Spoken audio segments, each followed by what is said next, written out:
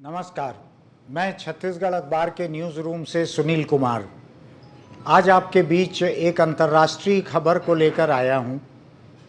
ये खबर शुरू तो हुई है अमेरिका से, लेकिन इसने हिंदुस्तान में भी करोड़ों लोगों को प्रभावित किया है। इस तरह से प्रभावित किया है कि यहाँ 5 लाख 10 लाख कुछ लोग ऐसे रहे होंगे हिंदुस्तान में जिनके पास ट्विटर पर ब्लू टिक रहा होगा। ब्लू टिक का मतलब होता है एक किस्म की मान्यता, उस अकाउंट को वेरीफाई करना कि जिस नाम से वो अकाउंट है वो व्यक्ति उसी नाम के हैं, ये उन्हीं का अकाउंट है। जैसे विराट कोहली के नाम का है, अमिताभ बच्चन के नाम का है, भूपेश बघेल के नाम का है, राहुल गांधी के नाम का है, ताकि उनके नाम का कोई बेजा इस्तेमाल ना कर सके। इसको वेरीफाई करवाने के लिए कुछ कागजी कार्रवाई करनी पड़ती थी ट्विटर के साथ में, और जब लोग इसको पुख्ता साबित कर सकते थे कि इस नाम के वही एक व्यक्ति हैं, वही इसके सही हकदार हैं, तो वो अकाउंट वेरीफाई हो जाता था मुफ्त में। अब दिक्कत हो गई है, अब इसके मालिक बदल गए हैं ट्विटर के, उन्होंने नियम बदल दिए हैं और कई महीनों से वो बोलते चले आ रहे थे कि ट्विटर पर जिन लोगों के नाम के साथ एक ब्लू टिक लगा हुआ है, उस ब्लू टिक के लिए लोगों को पैसे देने पड़ेंगे। जो अभी तक मुफ्त में दिया जाता था वो बंद हो जाएगा। तो चाहे वो सरकारों के अकाउंट हों, चाहे हिंदुस्तानी प्रधानमंत्री का हो, चाहे अमिताभ बच्चन का हो, किसी का भी हो, तो ऐसे तमाम अकाउंट, मुझको प्रधानमंत्री का नहीं मालूम है, लेकिन अमिताभ बच्चन है, विराट कोहली है, योगी आदित्यनाथ है, गौतम अडानी है, ऐसे जितने लोगों के नाम आप सोच सकते हैं, इन सब लोगों के खातों से ब्लू टिक हट गया। आधी रात के बाद से शायद हटा, खलबली मची, सवेरे से खबर इसकी बनने लगी। अब इसके साथ में एक दिक्कत ये हो गई है कि ट्विटर ने ब्लू टिक के साथ साथ एक दूसरी सहूलियत भी बेचना शुरू किया है। वो सहूलियत यह है कि ब्लू टिक का अगर हर महीने का भाड़ा आप ट्विटर को देंगे, जो कि 900 रुपये से लेके 1500 रुपये के बीच का होगा, अगर आप मोबाइल पे भी यूज़ करते हैं, लैपटॉप पे भी यूज़ करते हैं तो ज़्यादा होगा, किसी एक पर यूज़ करते हैं तो कम होगा, लेकिन 650 रुपये या 600 रुपये से कम नहीं होगा। तो ऐसा एक कमाने का इंतज़ाम ट्विटर ने किया है और हर किसी को करना चाहिए। कोई भी कारोबार ऐसा क्यों रहे जो मुफ्त में कोई चीज़ दे। तो उन्होंने किया है और उसको कड़ाई से लागू कर दिया।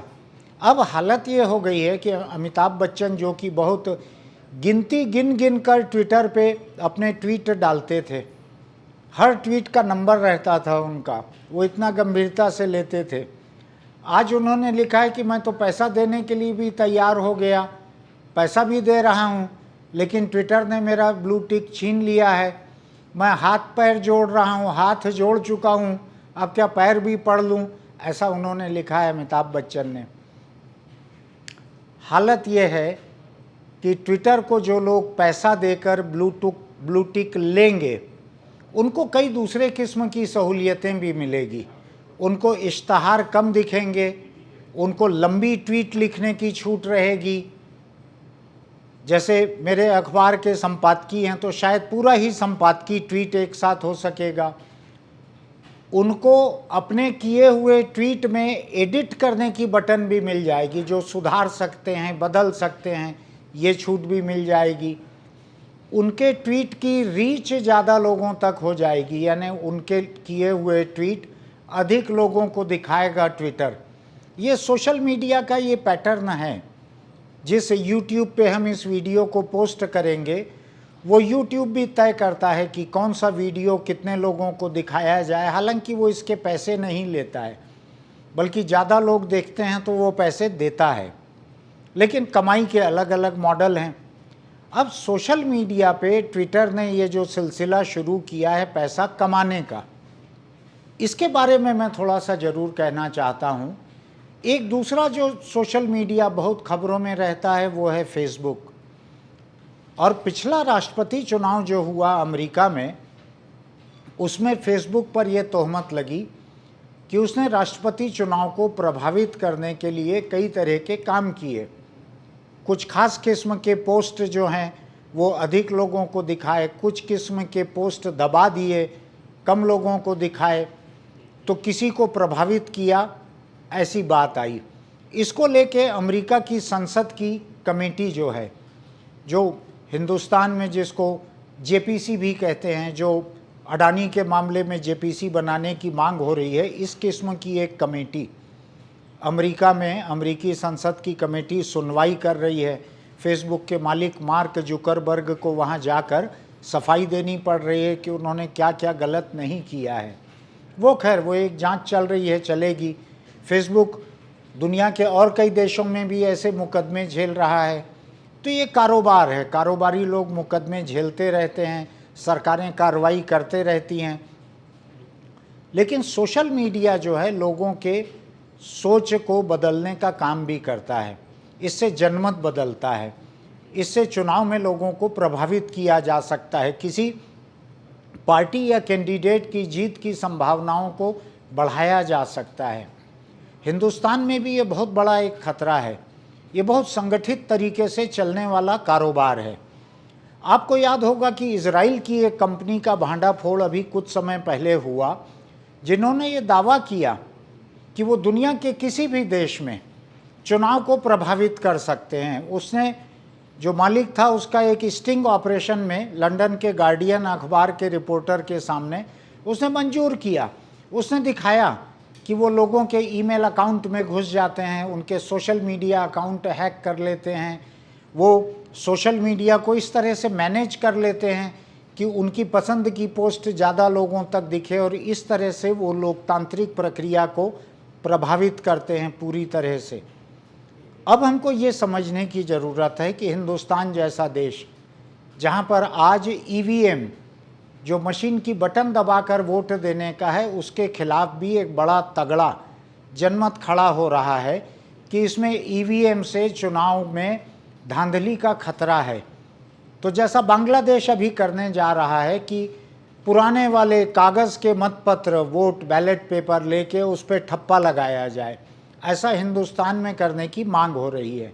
और दुनिया के अधिकतर देशों में ऐसा चल रहा है। ईवीएम हिंदुस्तान का एक नया मॉडल था। मशीन से वोट डालना एक बहुत आगे का मॉडल था, जो बहुत से आगे के देशों में भी नहीं है। जापान को देखेंगे तो उनकी तस्वीरें दिखती है, कागज़ से वोट डालते हैं वो लोग। हिंदुस्तान में लेकिन ये काफ़ी अरसे से चल रहा है, विवाद भी चल रहा है। अब एक सवाल ये उठता है कि अगर सोशल मीडिया इस तरह से मैनेज किया जा सकता है, अगर उससे किसी एक उम्मीदवार या पार्टी को बढ़ावा दिया जा सकता है, दूसरे को बदनाम किया जा सकता है, ऐसी जांच चल रही है दुनिया के कई देशों में।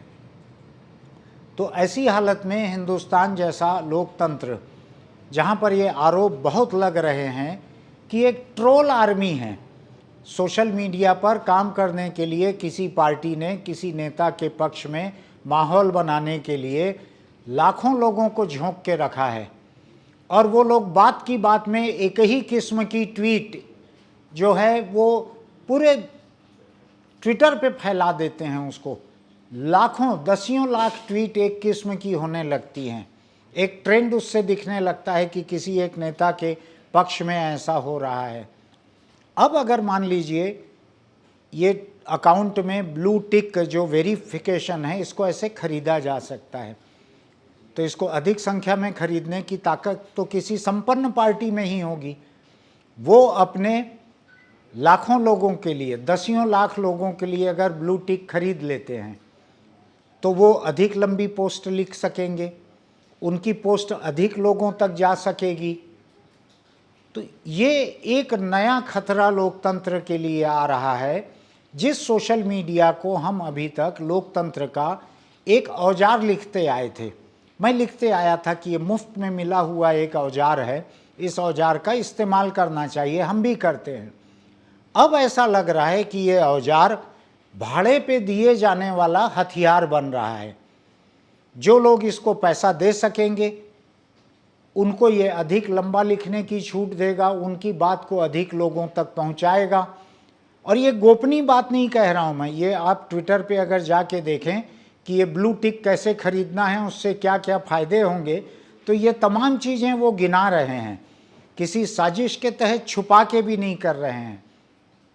तो अब ये समझने की ज़रूरत है कि जो डेमोक्रेटिक दिखता हुआ, बल्कि कुछ हद तक वो अराजक दिखता हुआ जो सोशल मीडिया है, वो किस तरह एक भाड़े का हथियार, एक मर्सिनरी हो गया है, जैसे सुपारी किलर कहते हैं कि जो ठेका लेके कत्ल करते हैं। तो ये ट्विटर पे अब ऐसे लोगों की संभावना बढ़ रही है जो ठेका लेके किसी को बदनाम करने का काम और अधिक, कई गुना अधिक ताकत के साथ कर सकेंगे। ऐसे में हिंदुस्तान और बाकी लोकतांत्रिक जगहों पर चुनाव कैसे प्रभावित होंगे, ये देखने की बात है। अब मैं इसके साथ एक दूसरी चीज़ को और जोड़ रहा हूँ। आर्टिफिशियल इंटेलिजेंस के इस्तेमाल से एक नया यहाँ पर एक वेबसाइट बना है, एक नई सहूलियत लोगों के लिए बनी है, जिसको चैट जीपीटी कहा गया है। ये आर्टिफिशियल इंटेलिजेंस से बना है। आप उसमें कुछ भी टाइप कीजिए तो वो तुरंत आपको उसका जवाब दे देता है। कॉलेज के लोग ऐसे लिख रहे हैं, उसको देखकर लोग प्रेजेंटेशन बना रहे हैं किसी कॉन्फ्रेंस या सेमिनार के लिए। हो सकता है कि अखबार नवीस अपने एडिटोरियल भी उससे लिखवा ले रहे हों। वो लिख के आपको 10 सेकंड 12 सेकंड में इतना लंबा एडिटोरियल लिख देगा जिस सब्जेक्ट पे आपको चाहिए। इसके बहुत किस्म के और इस्तेमाल हो सकते हैं, बेजा इस्तेमाल भी हो सकते हैं आर्टिफिशियल इंटेलिजेंस के। जो ट्विटर के जो नए मालिक हैं एलन मस्क, इन्होंने खुली मांग की है और हजारों लोगों के साथ मिल के मांग की है कि आर्टिफिशियल इंटेलिजेंस पे जो रिसर्च चल रहा है उसको रोक दिया जाए, क्योंकि इसके खतरे कितने हो सकते हैं इसका किसी को अंदाज नहीं है। लेकिन रुकी नहीं है रिसर्च, वो बढ़ते चल रही है। अब ये समझने की ज़रूरत है कि अगर कृत्रिम बुद्धि अगर ऐसे ब्लू टिक जैसे औजारों के साथ, हथियारों के साथ मिल के काम करेगी तो वो हिंदुस्तानी जनमत को किस तरह प्रभावित कर सकती है, ये अकल्पनीय है। ये किसी अपराध कथा की तरह कल्पना करके लिखा जा सकता है, आज सोचा नहीं जा सकता। चूँकि मैं लंबे समय से और अंग्रेज़ी भाषा सीखने के लिए अंग्रेज़ी की अपराध कथाएं बहुत पढ़ता था, नॉवेल बहुत पढ़ता था, इसलिए मुझको थोड़ा सा अंदाज है कि एल्डस हक्सले की लिखी हुई नॉवेल जिसमें उन्होंने भविष्य की कल्पना की थी, इस तरह की बहुत सारी नॉवेल्स हैं जिसमें भविष्य की अपराध कथाएं हैं। ऐसी किसी अपराध कथा को लिखने का आज मौका आ गया है जिसमें सोशल मीडिया और आर्टिफिशियल इंटेलिजेंस, इन दो की मदद से किसी देश की डेमोक्रेसी को किस तरह तबाह किया जा सकता है, किस तरह चुनाव को प्रभावित किया जा सकता है, किस तरह जनमत का ब्रेन वॉश किया जा सकता है, उसके दिमाग को पूरा धो के एक नया रंग दिया जा सकता है। तो यहाँ पर मैं पूरी कल्पना, अपनी पूरी अपराध कथा नहीं बता सकता, लेकिन मैं इतना ज़रूर सुझा सकता हूँ कि ये जो ताज़ा खबर है कल आधी रात के बाद से अभी तक की, और जिसको लेके बड़े बड़े लोगों में हड़कंप मचा हुआ है। अब कोई सोच सकता है कि 1500 रुपये महीने न दे पाने की वजह से अडानी का ब्लू टिक छिन गया। आज गौतम अडानी नाम का कोई दूसरा व्यक्ति 1500 रुपये दे के अपने नाम पे ब्लू टिक ले सकते हैं। ये सोचिए कैसी गजब की नौबत आ गई है। अब इस नौबत का पैसे वाले लोग अपनी अपनी तरह से इस्तेमाल करेंगे।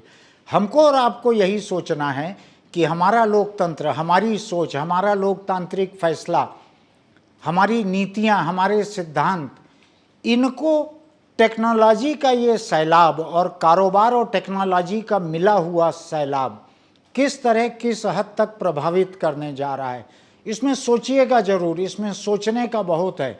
ये खतरा बहुत बड़ा है, इसको छोटा मत मानिएगा। पता लगेगा कि अगले चुनाव में जितना फीसदी वोट नोटा को मिलता है उससे अधिक फीसदी वोट सोशल मीडिया और आर्टिफिशियल इंटेलिजेंस के प्रभाव से किसी एक पार्टी या कैंडिडेट के तरफ जा रहे हैं। ऐसी खतरनाक नौबत के बारे में सोचिए ज़रूर। मैं कल किसी और खबर को लेकर आपके बीच आऊँगा। तब तक के लिए मैं आज आपको नमस्कार कर रहा हूँ। बस एक छोटी सी अपील और है, आपको हमारे कार्यक्रम अच्छे लगते हैं तो आप YouTube पे इसको सब्सक्राइब कीजिए, जिसकी कोई फीस नहीं है। अच्छा नहीं लगता है तो हमको लिख के भेजिए, इसी वीडियो के नीचे कमेंट बॉक्स में आप लिखिए हमको। हम देखना चाहेंगे कि आपको क्या अच्छा नहीं लगा। तो कल मैं आपसे फिर मिलूंगा, तब तक के लिए नमस्कार।